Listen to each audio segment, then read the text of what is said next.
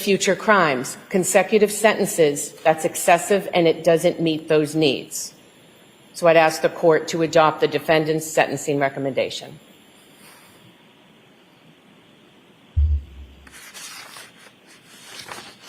I just want to put on the record that the defendant, in making its argument with regard to the inhumane aspect of any consecutive sentences, cited to a case in its brief, Donovan.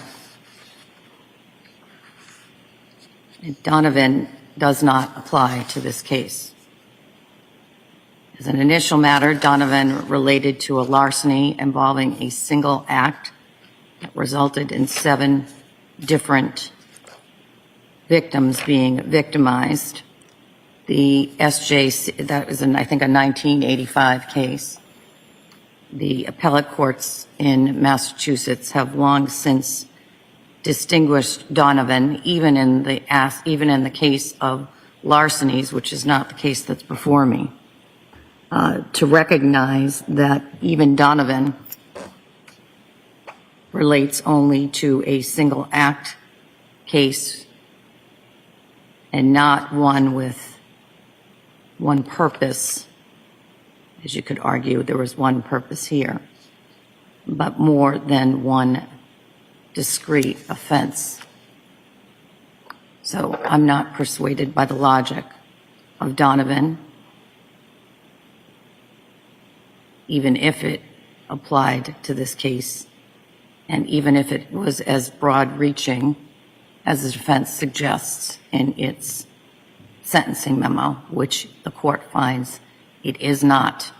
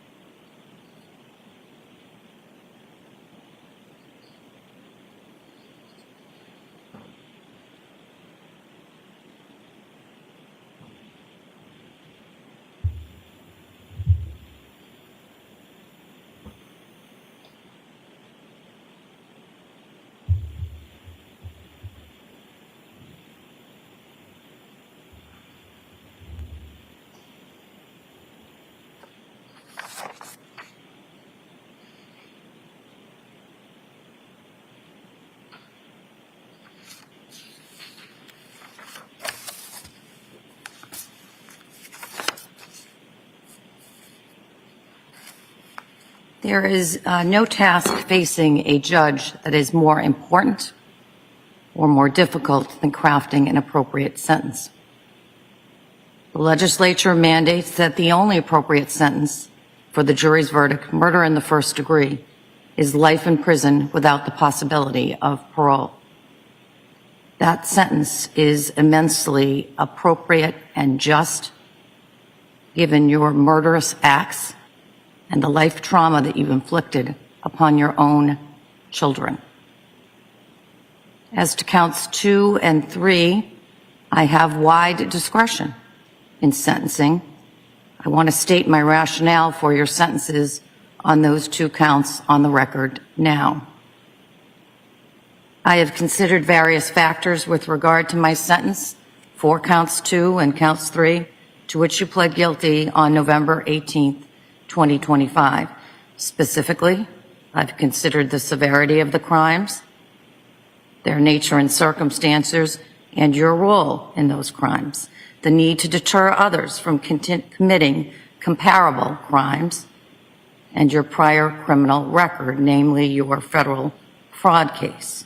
As to the latter, your criminal history shows a long and well-documented history of deceitful and manipulative behavior. I've considered your character or lack thereof, your behavior, and your background. With regard to the nature and circumstances of the offenses, as to indictment 002, in the approximately 4 hours of interviews spanning 4 days, you concocted a detailed, completely fabricated story of what happened to Anna Walshe on January 1st, 2023, in order to cover up your murder of her and disposal of her body. Your lies triggered a multi-day, extensive missing persons investigation.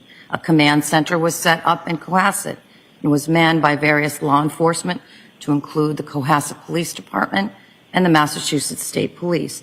And local and Massachusetts resources were deployed to Washington, D.C. to investigate at Anna's home. Because of your lies, thousands of hours of investigative resources were wasted and diverted from other deserving cases and investigations. As to the nature and circumstances of count 3, the improper disposal of Anna Walshe's body, the seriousness of your acts cannot be overstated. Your acts in dismembering your wife's body and disposing of her remains in multiple area dumpsters can only be described as barbaric and incomprehensible. You had no regard for the lifelong mental harm that your criminal acts inflicted on your then 2, 4, and 6-year-old sons, not only in taking their mother, but also, as is specific to this charge, in never being able to properly grieve that loss, to say goodbye to their mom.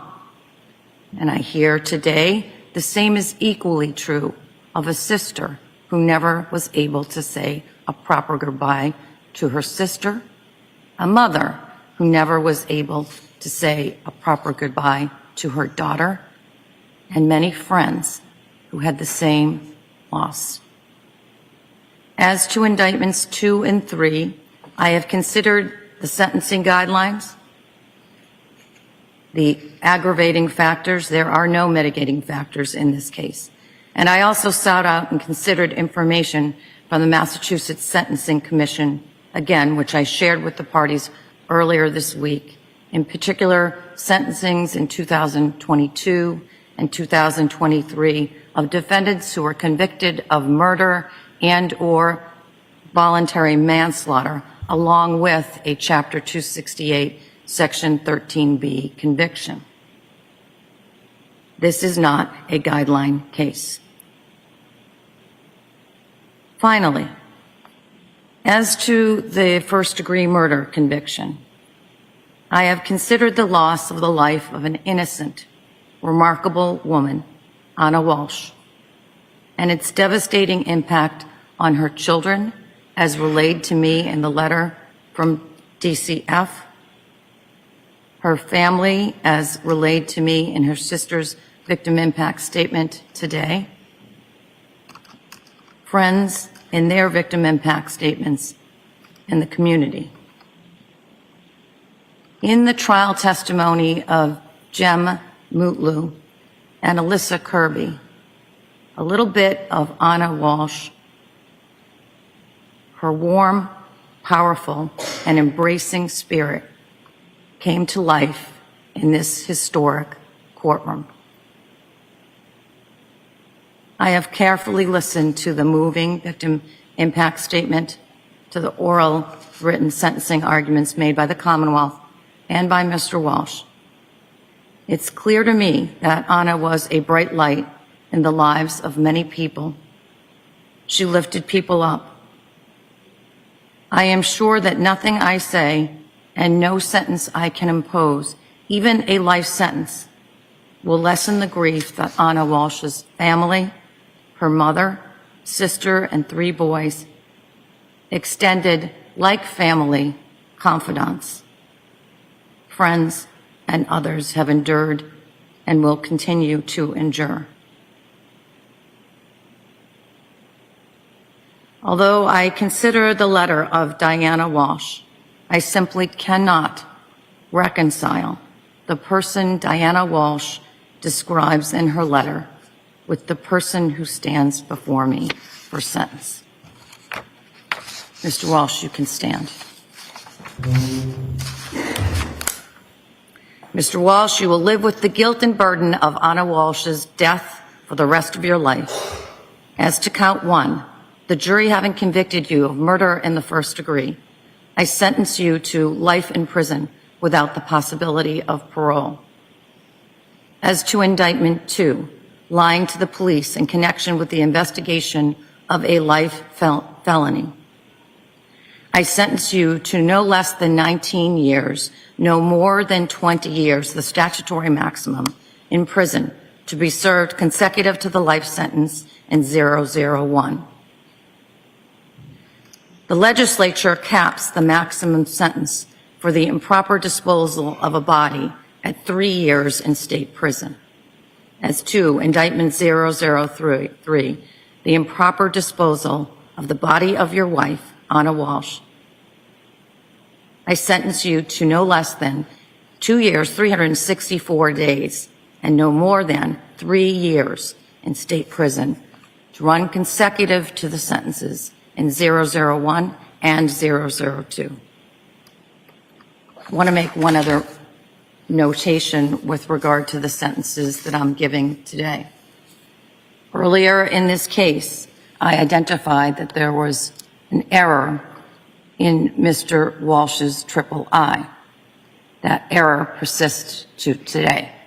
Specifically, so the record is clear, as I understand Mr. Walsh's prior federal sentence, he was sentenced to 37 months in federal prison.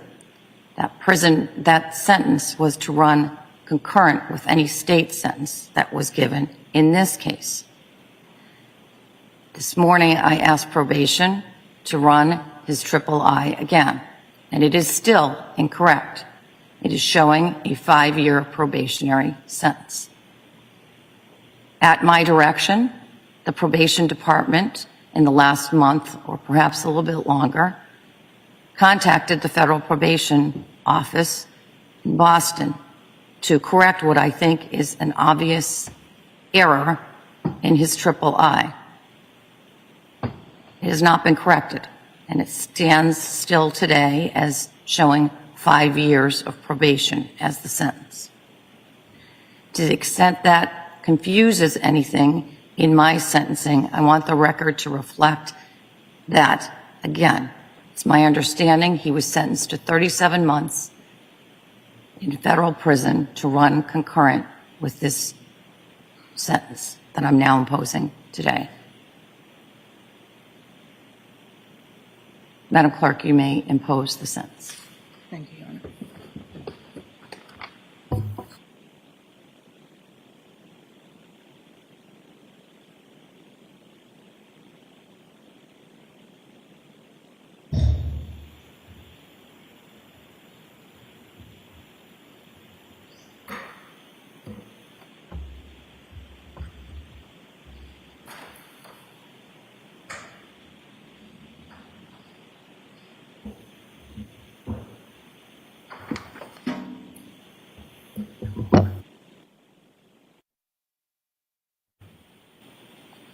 Mr. Walshe, a jury having returned a guilty verdict on charge 1, murder in the first degree, you were sentenced to the state prison for the term of your natural life. Count 2, witness intimidation, you having entered a guilty plea to that, sir, you're sentenced to 19 years, not less than 19, not more than 20 years, to run from and after your life sentence on count 1. On count 3, improper disposal of a body, you are sentenced to not less than 2 years and 364 days and not more than 3 years to run from and after the sentence on count 2. You will receive 1,076 days credit for time deemed served while awaiting the disposition of this matter. All fees and fines in this matter are waived. You're all set, Mr. Walsh. Thank you. Thank you, counsel.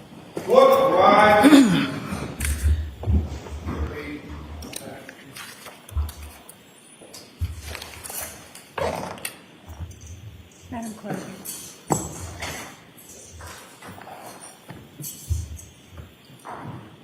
Goodbye.